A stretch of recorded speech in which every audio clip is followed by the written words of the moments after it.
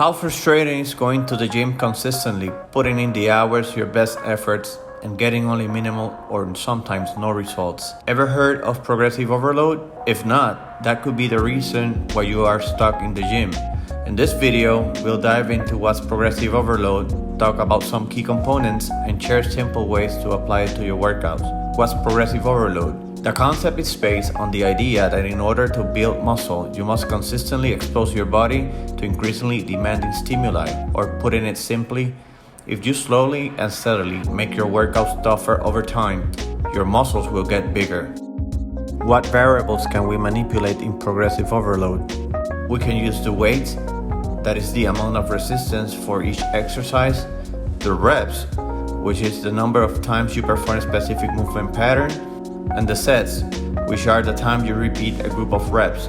How can I apply progressive overload to my workouts? There are several progression methods. Some of the common ones are single progression, also called linear, double progression, and triple progression.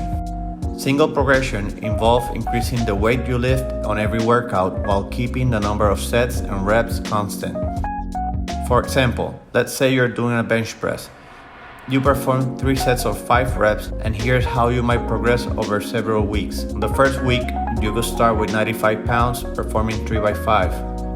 On the second week, you can increase the weight to 100 and still performing 3 by 5.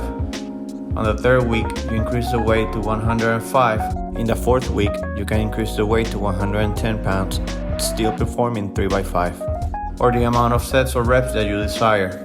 As you can see, you simply keep adding weight to your exercise on every session. That lets you complete the same amount of sets and reps.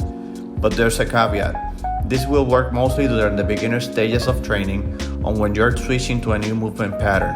It would be impossible to keep adding weight forever, and that's when double progression comes in. In double progression, the weights and the reps are going to be manipulated to achieve progressive overload. As the previous example, you're still performing the bench press starting with 100 pounds. But let's say you change your rep starting at 8 with a goal to reach 10 reps for each exercise. This is how you might progress. On the first week, you start 3 sets of 8 reps at 100 pounds. In the second week, you add an additional rep to one of your sets, and so on in the upcoming weeks until finally you are achieving your goal of 10 reps in all 3 sets, and now you can increase the weight to 110 and continue the cycle. This is how double progression works. Triple progression is very similar to double progression, but now the sets are thrown into the mix. In this case, let's say you're still benching 100 pounds. You'll start with 2 sets of 8 reps with the goal to reach 10 reps in both sets. Once you achieve the rep goal, then you'll add another set and repeat that cycle until you reach 4 sets of 10 reps, and now you can increase the weight to 110 pounds. You repeat the process with a new weight, and this is how triple progression works. Remember, progression doesn't need to be static, and if you feel you're able to progress faster, then feel free to do it, and also regress if needed. Occasionally, there will be times where progression might stall. Do not feel discouraged. In those instances, progression can still be occurring if the weights you're lifting feel lighter while performing the exact number of sets and reps, or if you can accomplish the same training with a less resting time, that would imply a sign of progression.